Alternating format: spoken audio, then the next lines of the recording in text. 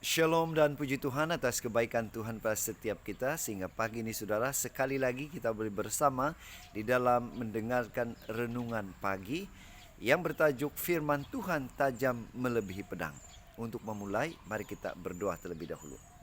Bapa Syurgawi, terima kasih atas kebaikan-Mu karena mempersiapkan kami untuk mendengar firman Tuhan. Dalam nama Yesus kami berdoa. Amin. Saudara, pagi ini saya berlatar belakangkan sekolah kita di Goshen, sekolah rendah, kemudian gereja, kemudian di belakang adalah sekolah menengah. Jadi mari kita kembali kepada renungan kita yang bertajuk Firman Tuhan tajam melebihi pedang. Nah, apa makna tajam ini? Firman Tuhan dalam Ibrani 4 ayat 12 mengatakan, sebab firman Allah hidup dan kuat dan lebih tajam daripada pedang bermata dua manapun. Ia menusuk sangat dalam sampai memisahkan jiwa dan roh, sendi-sendi dan sumsum. Ia sanggup menilai pikiran dan niat hati kita.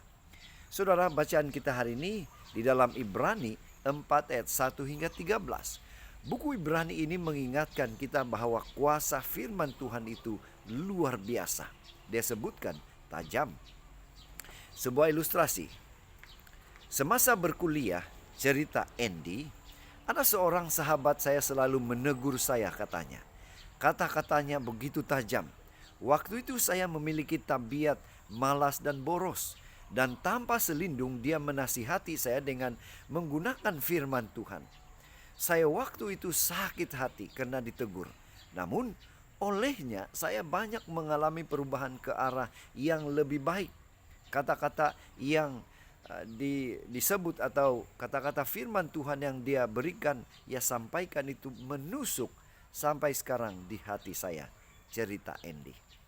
Saudara, ada orang yang tidak suka mendengarkan firman Tuhan, terutama ayat-ayat yang menegur tentang dosa dan memerintahkan orang harus berubah, karena sangat menyakitkan.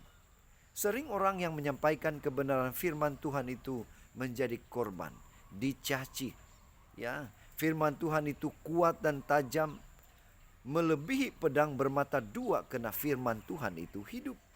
Itulah yang difirmankan dalam buku Ibrani. Jadi kalau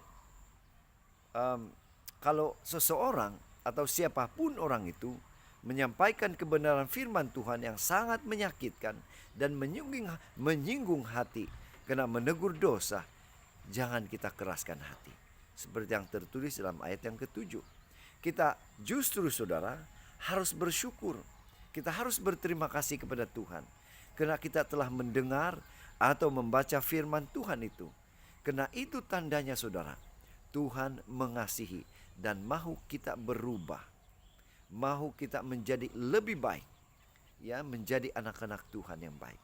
Firman Tuhan itu berguna untuk menumbuhkan iman kita yang mendengarkan dan melakukannya. Inilah doa dan harapan kita, saudara. Mari kita lakukan itu. Tuhan sangat ingin kita masuk ke dalam perhentian yang Tuhan sediakan. Jadi mari kita terima setiap firman Tuhan, lakukan setiap perintahnya, dan sambut setiap ayat yang disampaikan dengan hati yang lembut dan mahu dibentuk. Bersyukurlah, saudara, jika firman Tuhan yang disampaikan oleh seseorang itu menyentuh dan menyakiti hati kita, karena kita akan dibentuk. Ya, dan bila kita mendengar itu, mari kita rela bertobat. Itu sebabnya pada pagi ini mari kita ingatkan diri kita untuk melembutkan hati kita, saudara, saat kita menerima firman Tuhan yang tajam itu, yang menusuk hati kita, yang menyentuh pribadi kita, kena dosa kita. Inilah doa dan harapan kita, saudara.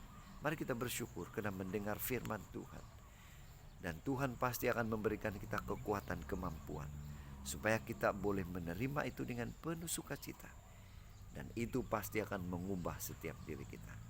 Mari, saudara, kita tetap setia, tetap semangat, tetap positif, dan tetap sihat sampai Maranatha. Tuhan memberkati kita. Kita berdoa.